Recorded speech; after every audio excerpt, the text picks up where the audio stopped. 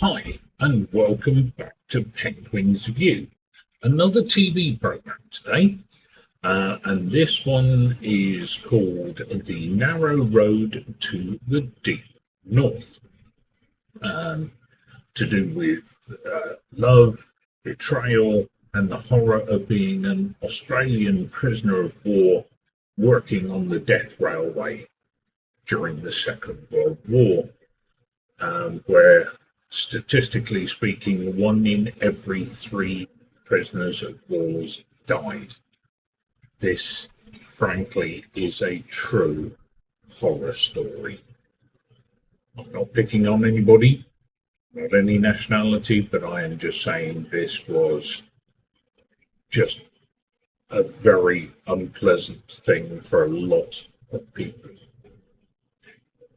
Okay, so this was a 5-part mini-series, limited series if you wish, never mind. It's hard-hitting for sure, based on a book that won the Booker Prize in 2014, written by a man called Richard Flanagan. Haven't read the book yet, do have it on my list as ones to read. So, looking forward to that at some point. As you should be aware by now, I don't do spoilers. I don't like them myself, so I try not to do them. But I do have to give you some information, otherwise, you're just going to go, it's words with no meaning. So I'll give you as little as I can that I can get away with. So basically, the story is separated into 3 parts. It follows the one particular man who was a doctor medic in the Australian Army, and it's his love story before, obviously, his prisoner of war situation during, and him in later life. Yeah, that does mean he did die in the death railway, but most of the medics and doctors didn't. The Japanese used to try and keep them alive as long as possible so that they could keep the workers alive as long as possible. So there we are. Okay, the Japanese still treated them in a very much less than human manner, but they still got treated a little bit better than the rest. I have to say, I was expecting the story to be mainly centered around the prisoners and what they faced and went through, with it being interspersed with him remembering his love story, which helped to get him through those more difficult times. But it's the love story seems to have had a large part of the 5 episodes. Wasn't necessarily my thing so much, but there we are. Now, let's talk about the prisoner of war section. There are some scenes that are rather harrowing, where they really don't shy away from some of the atrocities that happened.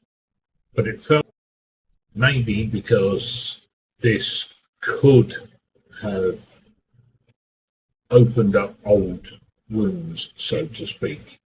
But it's fair to say that it did not hide away from some of it either. I mean, some of it was all pretty bad. They showed as much as they could, I think, on the TV program, but it wasn't all that went on, wasn't hardly scratched the surface, let's put it that way. The ending was not quite as I would have done it.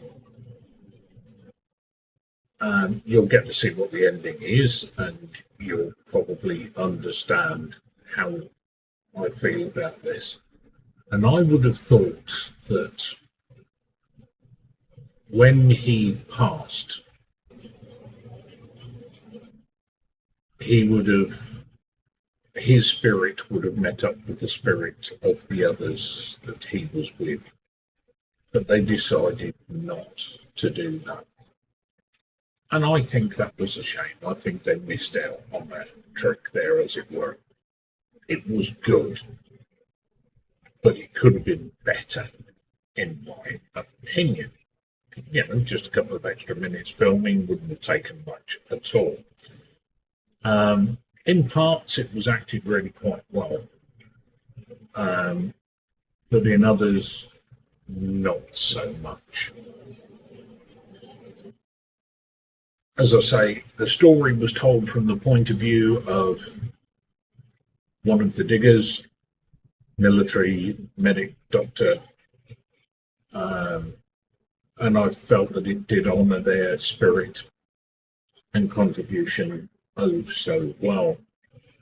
Although most, if not all, have passed by now, they will never be forgotten for what they went through and what they did.